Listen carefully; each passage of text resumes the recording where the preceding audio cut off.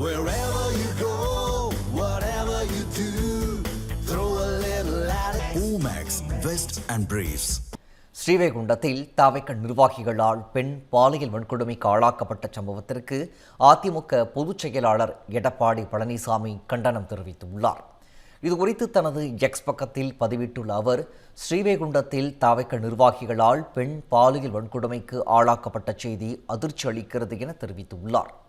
தவிக MLA Saravanan ஆதரவில் இந்த கொடூரத்தை ஆளுங்கட்சியே சேர்ந்த இருவர் அரங்கேற்றியதாக தெரிகிறது என தெரிவித்துள்ள இபிஎஸ், பாதிக்கப்பட்ட பெண்ணிடம் அமைச்சரிடம் பேசி வேலை வாங்கி தருவதாக தவிக எம்எல்ஏ சரவணன் சமரசம் பேசியதாகவும் கூறியுள்ளார்.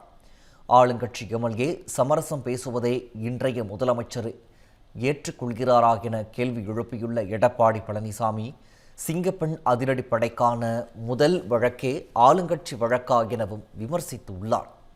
பாலியல் வன்கொடுமை விவகாரத்தில் அமைச்சருக்கு தெரியும், மேலிடத்திற்கு தெரியும் என்றெல்லாம் தெனாவட்டு பேச்சுகள் வருவதாகவும் எடப்பாடி பழனிசாமி தெரிவித்துள்ளார்.